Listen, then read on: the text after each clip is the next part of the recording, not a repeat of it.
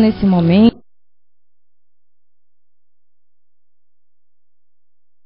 deixando o nosso corpo e a nossa mente, que o nosso pensamento possa ficar leve. Obrigada, Senhor, por aqui conseguimos chegar. Que possamos estar de mente e coração aberto para aprender, para que possamos conseguir, principalmente, praticar o que aprendemos com nós mesmos, ajudar primeiramente a nós mesmos, para depois que possamos ajudar ao nosso próximo. Somos ainda tão falhos, tão orgulhosos, tão egoístas, com tão pouca fé. Ajuda-nos, Senhor, a nos fortalecer, para que possamos nos melhorar. Que o Roberto possa ouvir as intuições, que a espiritualidade até aqui vem, para que ele seja um instrumento de aprendizado. Que a leitura da Letícia possa ser esclarecedora, e que todos nós aqui juntos possamos aprender. Em Teu nome, Senhor, em nome de toda a espiritualidade maior que aqui está, damos por iniciado mais uma palestra doutrinária nessa casa. Que assim seja.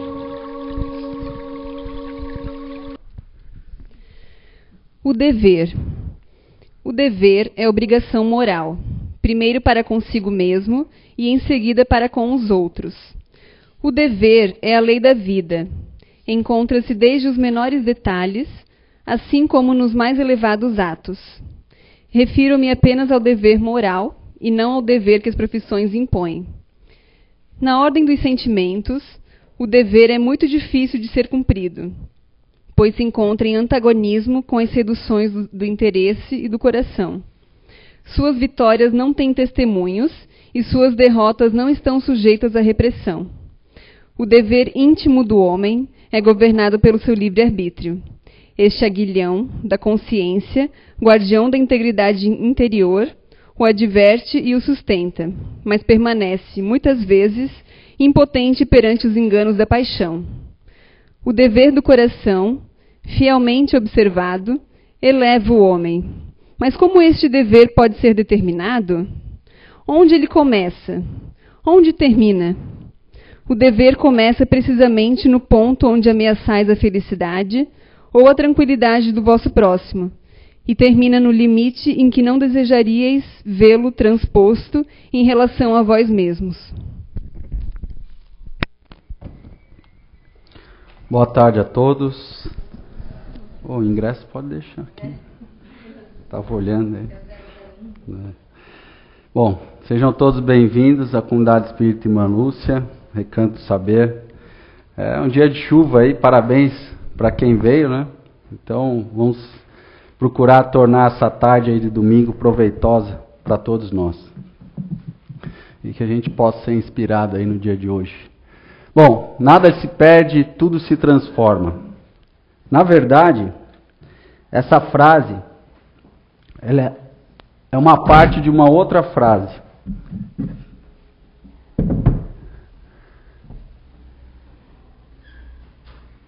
Que é, na natureza, nada se cria. Nada se perde, tudo se transforma. Antoine Laurent Lavoisier.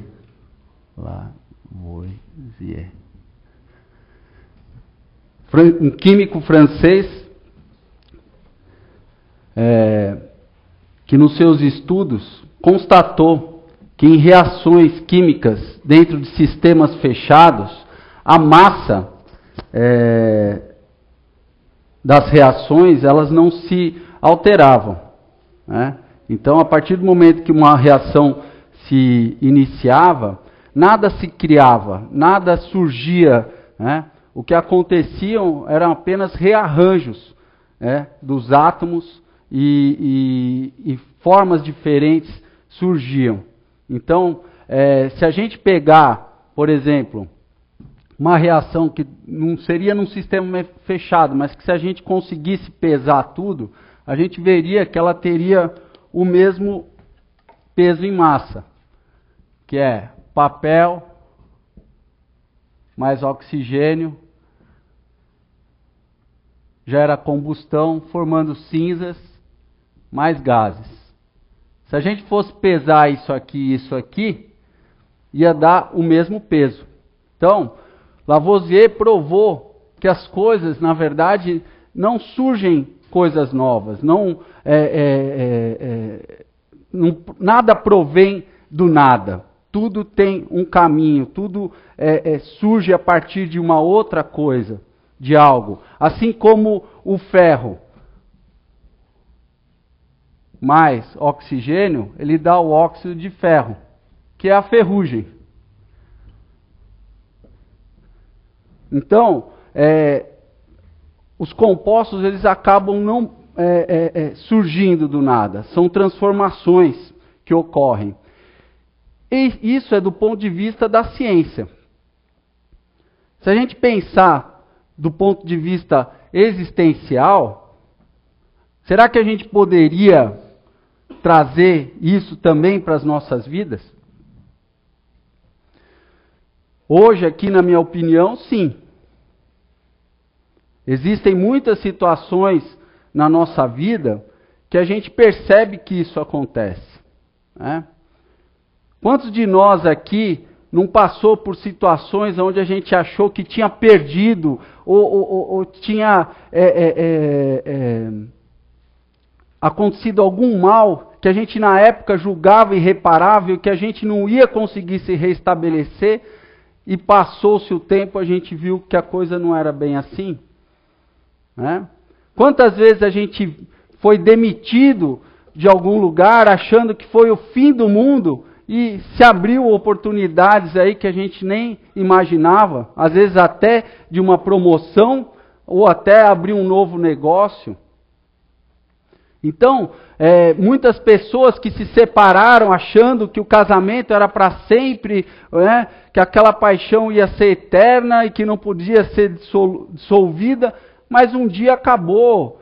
E quantos não pensaram em se matar, achando que nunca iam ter um novo amor na vida, e hoje estão bem mais felizes do que naquela época. Então, os nossos problemas, eles não surgem do nada. Muitas vezes, por trás do nosso problema, estão causas, que sejam nessa vida ou em vidas anteriores, que a gente promoveu para no presente estar acontecendo aquilo.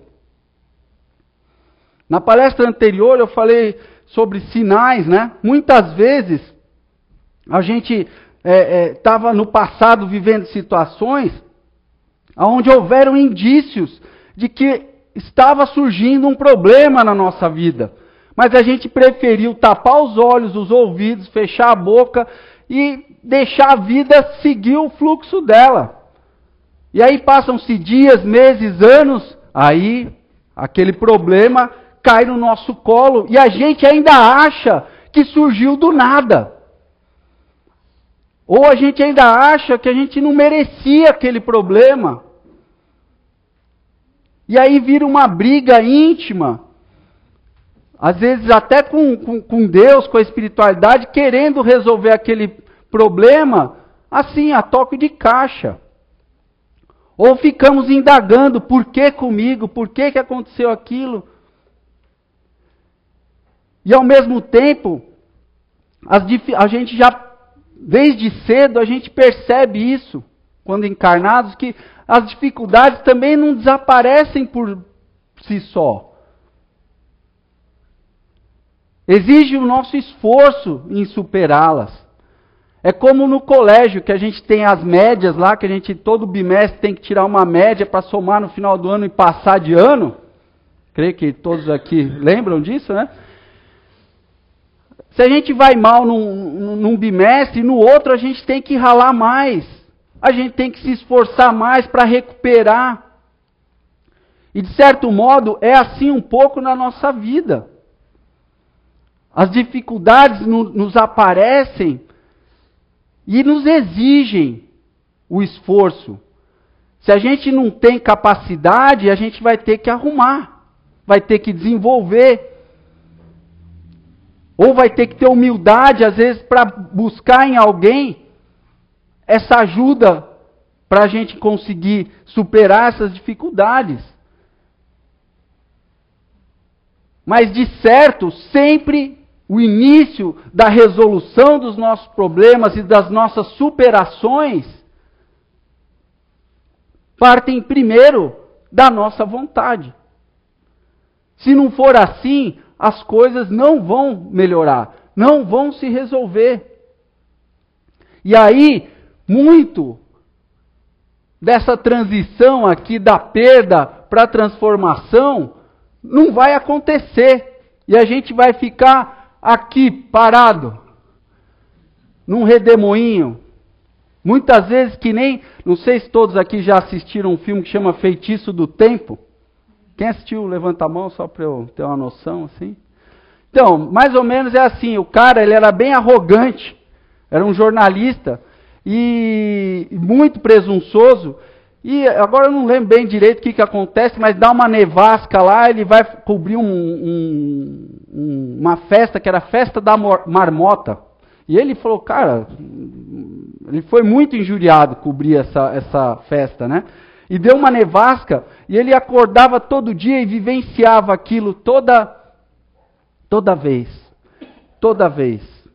Era sempre o mesmo, ele acordava, ele via a mesma pessoa, a pessoa dizia a mesma coisa, ele cruzava com a mesma pessoa na rua, e a coisa só melhorou quando ele resolveu mudar o comportamento dele. Ele só saiu daquele ciclo a partir do momento que ele mudou moralmente. Foi a partir de que ele começou a colocar em prática o que foi lido aqui sobre o dever, que é uma obrigação moral. Aí ele começou a mudar a sua vida. E isso, pessoal, é uma coisa que a gente tem que pensar e muito, porque serve para tudo na nossa vida, desde imperfeições morais, vícios físicos. A gente sempre pode e deve trabalhar com o nosso esforço. Essa é a única saída para todos nós. Temos que pedir, temos que orar, a ajuda vai vir para nos intuir, para vir gente para nos acalentar, nos dar mais força. Vai acontecer, mas se a gente não quiser, a gente não vence. Eu não canso de dizer isso aqui na frente. É que nem para alguém que é viciado em drogas. Se a pessoa não quer, pode vir padre, pastor, benzedeira, macumbeiro, médium, casa espírita, evangélica, cristã, enfim, budista. Pode internar 6 meses, 1 ano. Se a pessoa não quiser, ninguém vai poder querer por ela. Então, isso serve para todos nós. Eu vou dar um exemplo aqui, que é a traição.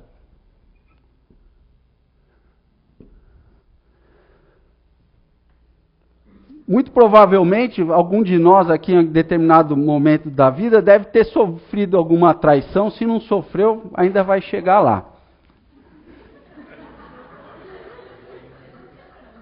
Que bom que vocês estão rindo, mostra a disposição de vocês, né? Porque faz parte da escola. A nossa escola é essa. Porque, por mais que a gente ache uma coisa ruim pra caramba, o que as pessoas vão fazer em relação a nós, seja parente, amigo, seja marido, mulher, a gente não tem controle sobre isso.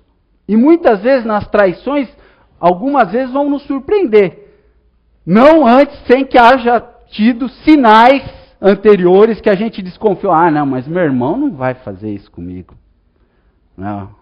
Mas daí um dia faz, daí a gente, meu Deus, o meu próprio irmão fez isso comigo. Mas às vezes lá atrás passou um fio de pensamento. Tá? Então, quando acontece a traição com todos nós, muitas vezes, a gente vai se deixar levar pelo rancor e pelo ódio. Né? A gente fica muitas vezes pensando, por quê? O que eu fiz para merecer isso? Odeia a pessoa, quer matar a pessoa, quer, né? Ainda mais se for uma traição conjugal, né, por exemplo. E qual seria a nossa meta aqui? Seria o perdão. O problema maior nosso em relação, se eu pudesse, eu sugeria até mudar essa palavra, a gente criar uma palavra nova, porque todo mundo acha assim que perdão perdoar é mais uma fraqueza do que uma fortaleza. A gente fica injuriado, assim, às vezes de ver até alguém, ela perdoou a pessoa. Algumas pessoas ficam, imagina, nunca devia ter perdoado isso. Porque muitos de nós também temos uma concepção, um entendimento do perdão muito equivocado. Você não vai colocar quem está te roubando, você não vai pegar e botar a sua carteira lá do lado para a pessoa ficar tentada a te roubar mais. Perdoar não é isso. E muitos acham também que esquecer é perdoar. Matar a pessoa em vida, né? Não, eu perdoei ele, mas não quero ver nunca mais. O que adianta isso? Porque na hora que vê a pessoa, encontra num restaurante, né, na calçada, vai olhar para a pessoa, vai ficar mal, assim. Isso demonstra que você não perdoou. O perdão, ele vem do latim, não lembro se escreve assim, perdonare.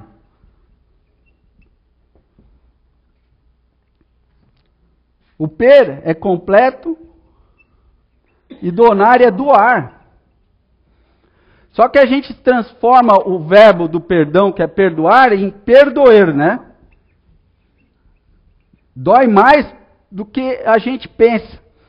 E o perdão não é isso. A partir do momento que eu começo a encarar o perdão como uma manifestação de renúncia, de doação, de respeito, de consideração, de compreensão para aquela atitude falha, é uma manifestação da indulgência. Porque um dia eu vou poder falhar, talvez não dessa maneira, mas talvez de outra. E muitos também vão me julgar. Talvez não como um traidor, mas talvez como um fofoqueiro, como um maledicente, como um preguiçoso, como um leviano. A gente não sabe. Então, quando a gente fala em perdão, é a gente fazer essa doação. É renunciar ao nosso interesse pessoal, ao nosso orgulho, que muitas vezes está ligado à questão social. Se a gente não começa a fazer com que a nossa vida siga nessa direção, as coisas sempre vão ser doloridas, sempre vão ser sofridas. E eu creio que isso não é uma coisa que todos querem. É por isso que vem a palavra, né, superação. E o que eu acho interessante na composição dessa palavra, que ela, né, o ato de superar, aqui diz, ó, uma super, né, uma grande, uma vantagem, um poder, né, maior da sua ação. Então, é uma exigência de esforço a superação. E às vezes nesse momento de traição aqui, a gente tem que ter esse esforço. Enrumar para essa meta aqui, ó. E isso não é um bem para o outro. Esse é outro equívoco. A gente acha que perdoando a gente está dando um benefício ao outro. Acha ainda uma sacanagem. Pô, a pessoa me faz mal, me trai e eu ainda vou perdoar ele. Mas se a gente começar a pensar que isso é uma vantagem para nós, porque quando a gente sabe, ainda mais os que estudam o cristianismo, seja via evangélica, via católica, via espírita, eles sabem que todas essas religiões nos concitam a buscar o perdão. Mas só que a gente fica nessa luta. Eu odeio. Aí, vamos pegar aqui em relação à traição conjugal. Aí eu vejo meu marido ou minha esposa olhando para outro homem. Aí eu continuo com mais rancor. Aí eu vou numa palestra no centro espírita, vejo o Roberto falando que é importante perdoar, eu começo a trabalhar isso em mim. Até eu ver e pegar meu marido vendo um filme pornográfico no PC, lá no computador. Aí é ódio de novo. E aí vai, eu perdoo, eu sinto ódio, aí rancor é ódio, é rancor é ódio, é rancor é ódio. E eu vou vivendo isso, é que nem o feitiço do tempo. O filme que eu falei anteriormente. A gente faz questão de ficar vivenciando isso. E a coisa que a gente mais faz com a gente mesmo e com os outros, quando existe uma falha, um erro, é ficar apontando o erro novamente. A verdadeira justiça está em a gente pagar pelo erro apenas uma vez. Você roubou, você vai preso, cumpre pena e sai. Agora, a injustiça verdadeira é a gente ficar fazendo a pessoa pagar o erro pela vida inteira. E é isso que muitas vezes acontece nessas situações. A gente fica bem um dia, dois, assim, aí vê um filme na TV, vê a traição, aí olha para o marido, para a esposa, já fica com aquela raiva, aí esse rancor, esse ódio já volta de novo. E a gente fica apontando o erro de novo para a pessoa. Então, buscar o perdão também é buscar a justiça dentro de nós. É a gente não ficar relembrando a pessoa, você fez isso, passa todo final, aconteceu o problema no final de ano, né, no Réveillon, aí todo Réveillon é o feitiço do tempo. Você fez isso. Tá triste por quê? Há 10 anos atrás você me traiu. Há 11 anos atrás, há 12 anos. Você lembra? Né? Sabe? E aí a gente acha que com aquilo eu estou punindo a pessoa. Olha que burrice, desculpa, mas é burrice. Eu estou me punindo porque eu estou vivendo aquele ciclo de novo. Eu não estou indo para frente, eu não estou fazendo a transformação necessária.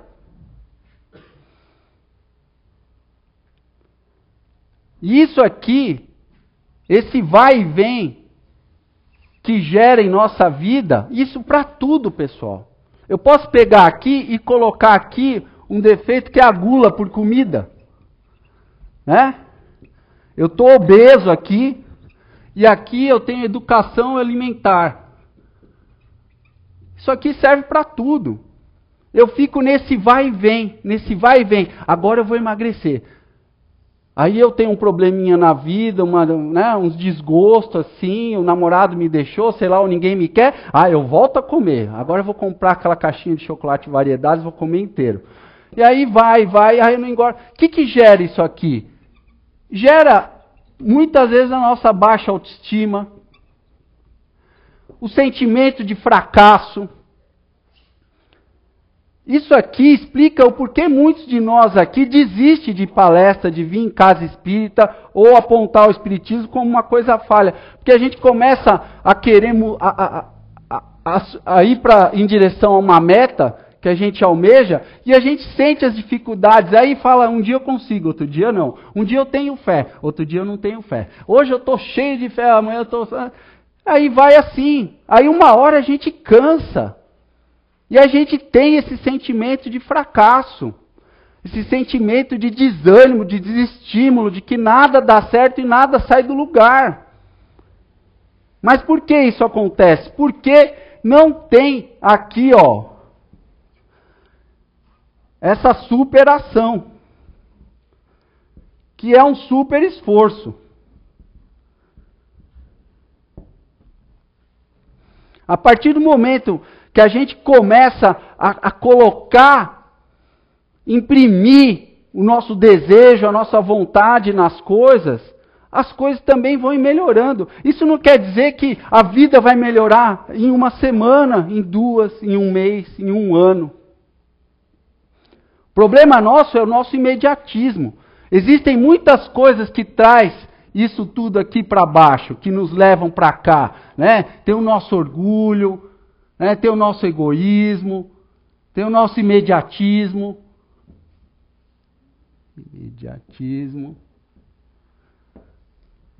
Então, são coisas que paralelamente a gente tem que ficar nos policiando. E por isso que é o nosso esforço. É por isso que daqui lá para fora está nas nossas mãos, de cada um de nós aqui, fazer com que isso aqui comece a ter uma outra linha. Sabe? Você vai, baixo, mas eu vou aí, ó. Vou diminuindo isso aqui. E a partir do momento que eu vou diminuindo isso aqui, eu vou me sentindo mais poderoso.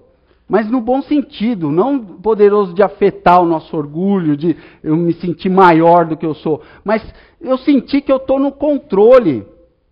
Eu senti que eu não sou um fracassado. Que eu estou me esforçando. Então, cada vez mais que eu dou uns impulsos aqui de esforço, eu vou chegando aqui, eu vou me sentindo bem comigo mesmo. Pode, às vezes, até começar até vir uma traição ou outra aqui, ó. E isso já não me afetar tanto. Porque eu já estou aprendendo a lição aqui, eu já estou experienciando, eu já estou assumindo as responsabilidades dos meus atos.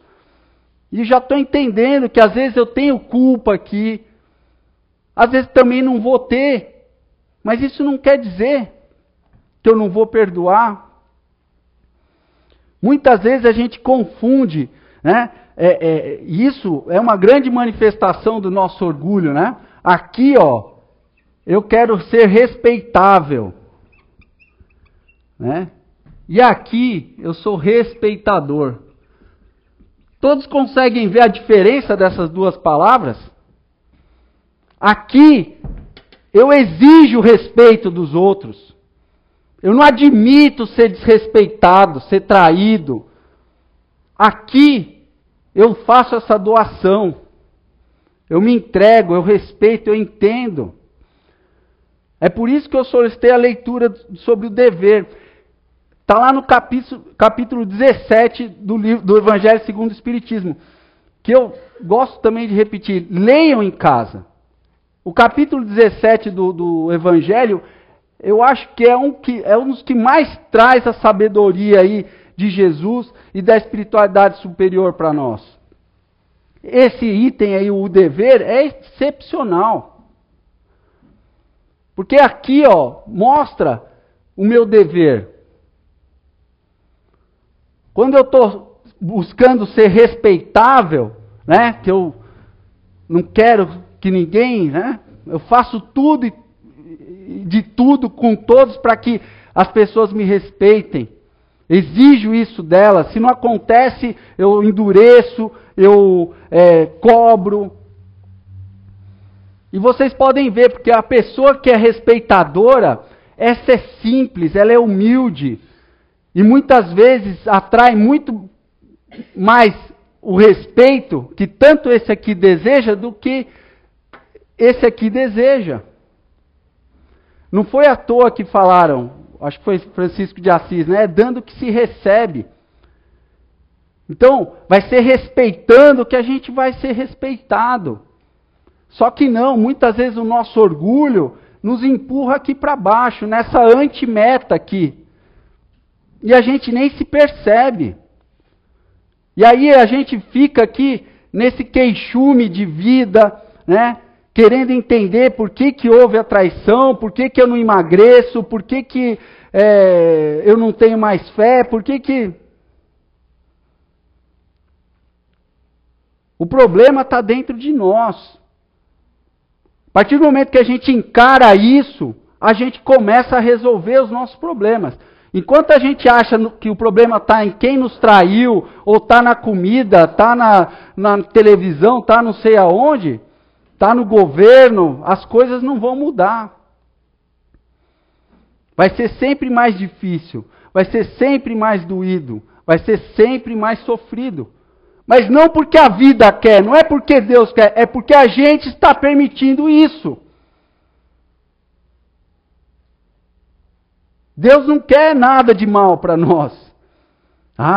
Ele mandou eu aqui encarnado nesse planeta de provas e expiações, e eu tenho que sofrer mesmo. Esse é outro engano que a gente tem. Deus não quer que a gente sofra, quer que a gente evolua. Quer que a gente tenha um progresso consciente, contínuo, e que demande esforços e que eles sejam interligados. Que a gente não perca o rumo.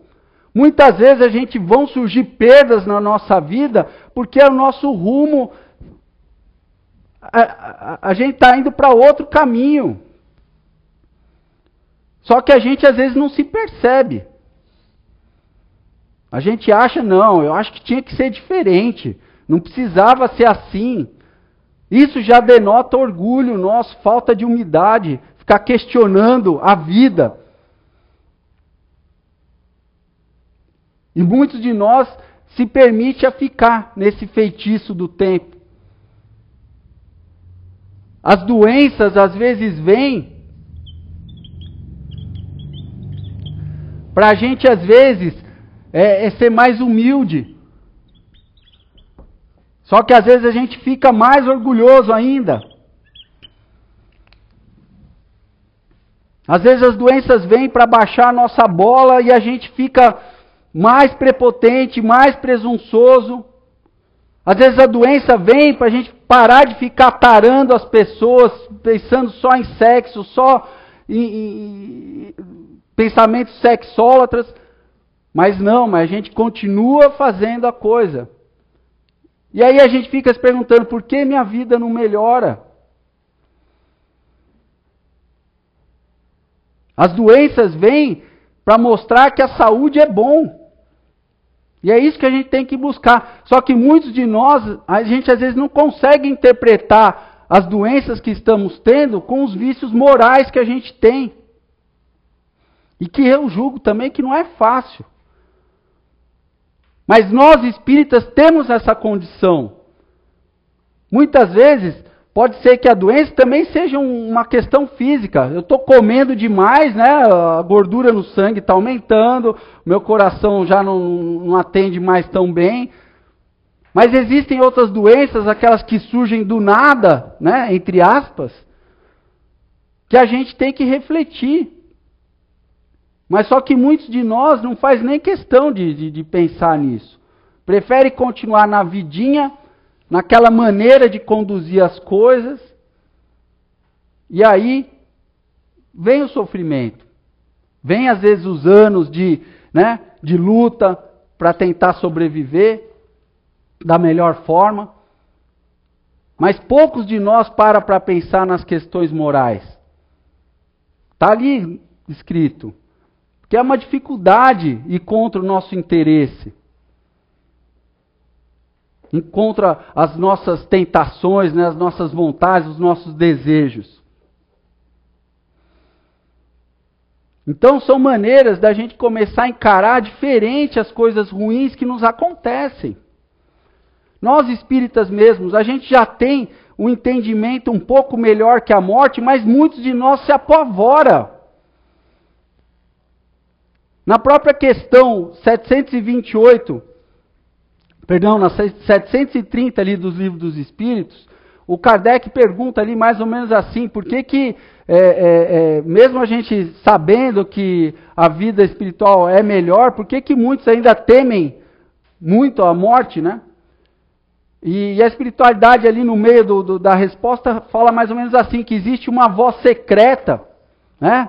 Que deve ser a nossa própria consciência, que vem nos atormentar, nos perturbar, dizendo que eu ainda tenho coisas a fazer. Eu ainda tenho o que melhorar. E é por isso que muitos de nós temem a morte. Porque a gente sabe que a gente não está cumprindo com o nosso dever, aquilo que nos foi proposto, que é uma lei de vida. Então, a gente acaba temendo, porque sabe que lá no fundo eu não atendi os compromissos que eu tinha aceitado para mim mesmo, e seja para quem estiver comigo na jornada. Eu não estou querendo dizer para a gente banalizar a morte, que não se deva chorar, né? Eu já ouvi falar muitos enterros aí onde haviam espíritas, que as pessoas ficavam questionando, olha lá, ela é espírita, mas está chorando. Ué, ela não diz que a vida continua? Isso é falta de caridade, né? Porque bem ou mal, a gente vai se distanciar daquele ente querido por algum tempo. E eu acho que o sofrimento, a tristeza é muito válida. Eu não vou vê-la mais. Se eu não for médium ainda, né? Poder ver espíritos e tal, né? Eu não vou ver mais aquela pessoa pelo menos algum tempo. E aí? Vale o sofrimento. O que não vale é eu perdurar no sofrimento. Eu encarar aquela perda, né? Ainda mais se for uma perda antecipada, que são mais doídas, né? Que são dos filhos. Mas a gente tem que buscar entender.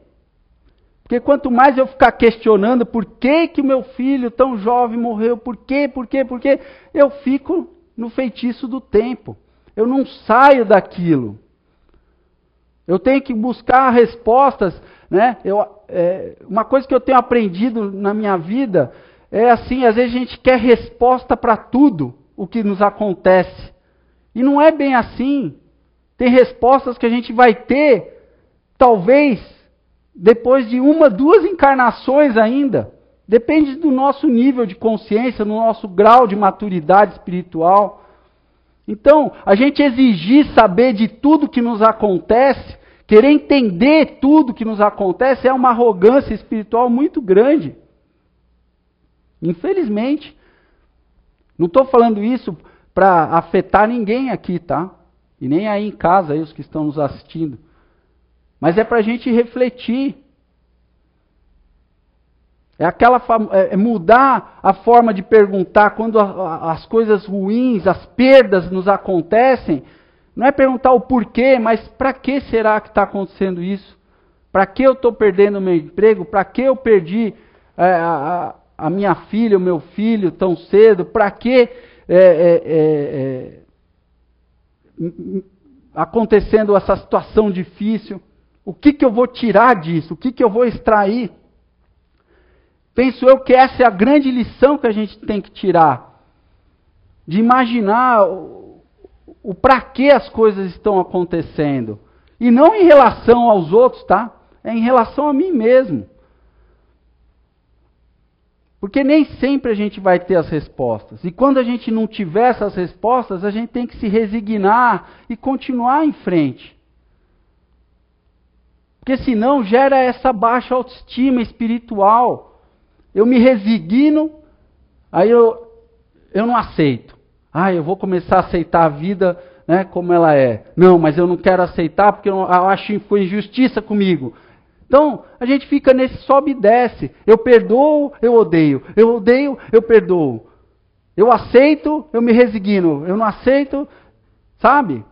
E aí a gente vive nesse sobe e desce. Eu tenho fé, não tenho fé. Eu acredito em Deus, eu não acredito em Deus. Eu acredito, eu não acredito. Eu acredito, eu não acredito. Eu acredito. A nossa mente fica altamente perturbada. A gente não tem linha, a gente não tem equilíbrio. O equilíbrio vai estar o quê? Nesses esforços que a gente empreende, fala, não vou desistir. Não vou deixar de ir. Eu vou sair de casa. Fica em casa. Não vai lá no CEIU. Fica sentado. Vai ter Faustão. Vai ter o jogo da Copa. Fica aí. Para que ir lá? Tá chovendo. Pode dar enchente. Talvez tenha enchente. É melhor ficar em casa. Eu não sei quem vai dar palestra. A CEIU não põe mais o nome dos palestrantes. E se for o Roberto, aquele chato? Melhor ficar em casa. Então eu desisto. Eu digo isso, não estou autopromovendo a nossa casa, eu digo isso por mim mesmo. Muitas vezes eu falei, hoje eu não vou ver palestra, hoje eu não vou. Às vezes que eu falei isso, pensei isso, mas eu falei, eu vai, entra no carro, senta. As vezes que eu vim nesses dias foi aonde me falaram coisas que eu precisava ouvir e eu saí melhor do que eu entrei. Então, tá no esforço. Não é o esforço, tem que vir na CEIU todo domingo. Não é isso, pessoal. Não pirem. Mas só que tem que perceber. Às vezes você vai estar lá com a sua família, vai estar bem, tá bacana, tá com visita. Fica. Mas às vezes a gente vai estar lá à toa. Para ficar à toa lá, vem ficar à toa aqui. Né? Às vezes alguns de nós trabalham sábado, domingo aí, né? Tá ali na lida, às vezes vai estar cansado. Graças a Deus tem internet aí que dá para ver em casa, né? No cobertorzinho aí. Então, é esse esforço que eu estou falando. Só que a gente precisa ter essa percepção no nosso dia a dia. Sabe? Para não escapar essas oportunidades aqui, ó. Isso tudo aí é oportunidade. Principalmente quando vem externamente a nós. As coisas ruins, as situações, as pessoas difíceis. A gente tem que começar a encarar como oportunidade. A oportunidade são os nossos professores, são os nossos mestres que vão exigir de nós o nosso melhor. Chico Xavier pensava assim. Ele mesmo dizia que as pessoas que lhe querem mal são os meus mestres. São as pessoas que vão exigir de mim o meu melhor. Porque as que me querem bem me aceitam, já me compreendem, já, né? Agora, aquelas que querem o meu mal, esses exigem de mim. E é esses que a gente tem que prestar atenção, não fugir. Os problemas, as situações difíceis, quando a gente foge, eles vão permanecer. Agora, quando a gente resolve, vira experiência. E aí a gente ganha maturidade. Enquanto a gente está tentando escapar, eu não quero ver, eu não quero falar, eu não quero dizer, não quero encontrar, não está resolvendo, eu só estou protelando. Se não for nessa vida, vai ser em outra. E aí, o que vai adiantar? Não vai adiantar nada.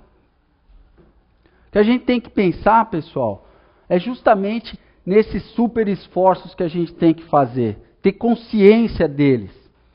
Porque o maior beneficiado não são os outros. Podem ser, mas são principalmente nós mesmos. Nós mesmos vamos ganhar nisso aqui. Espiritualmente, às vezes até financeiramente. Por que não? São esses ganhos que a gente tem que pensar, principalmente nos espirituais, lógico. Porque a partir do momento que eu começo a ter uma coisa mais equilibrada, eu vou tendo uma autoestima melhor, eu vou tendo um sentimento de independência, de autocontrole, né, de ser autossustentável, muito maior. E ter esse gostinho, pessoal, é muito bom. Muitos de nós aqui já devem ter tido, quando a gente pega uma situação difícil, que de repente a gente agiu de outra forma e resolveu ela, e aí a gente sai bem, sai tudo bem, e a gente sai lá assim, ó. Cara, consegui, meu. Lógico, aí daí dá um dia, às vezes algumas horas, chega em casa, já briga com o marido, né? Já perde tudo aquilo, mas faz parte porque a gente se permite. Agora, se a gente não se permitir, uma hora a gente vai ter um equilíbrio, e a gente vai começar a andar em outra esfera.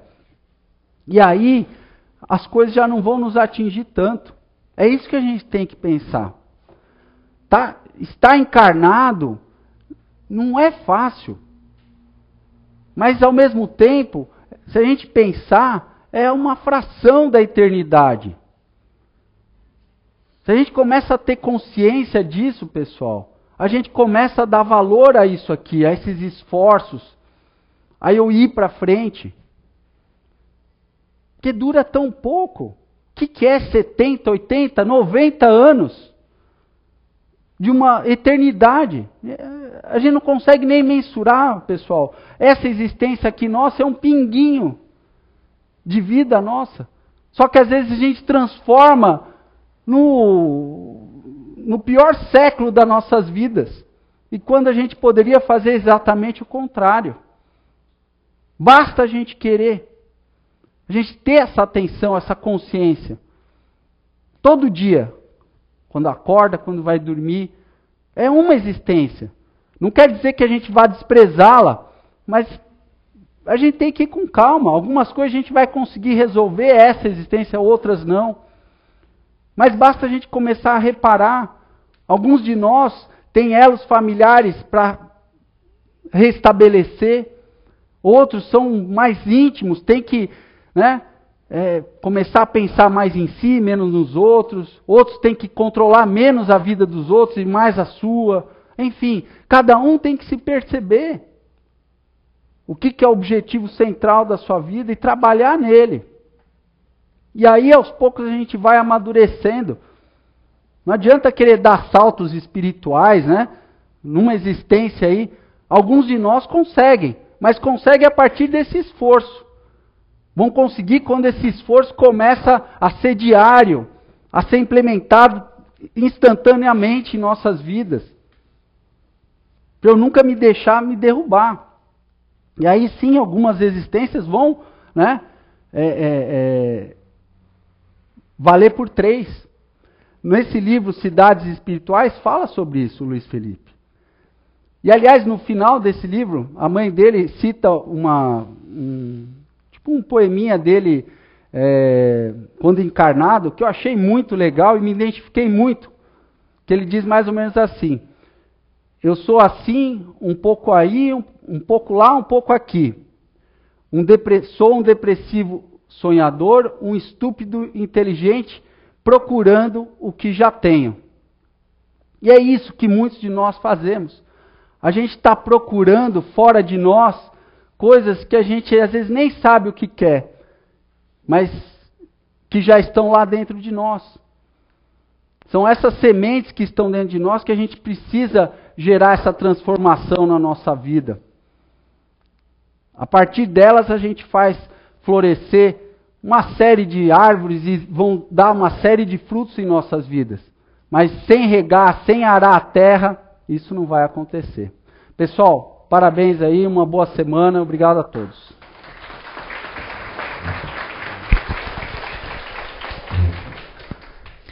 Lembramos então que temos aí o livro Cidades Espirituais, Muitas Moradas, quem ainda não adquiriu. O Fernando estará, após a fluidoterapia, autografando o livro. Então, vocês podem adquirir na lojinha, né? Quem está em casa aí pela internet também, a gente manda para todo o Brasil. Fiquem, já estamos aí no final, parece? É isso?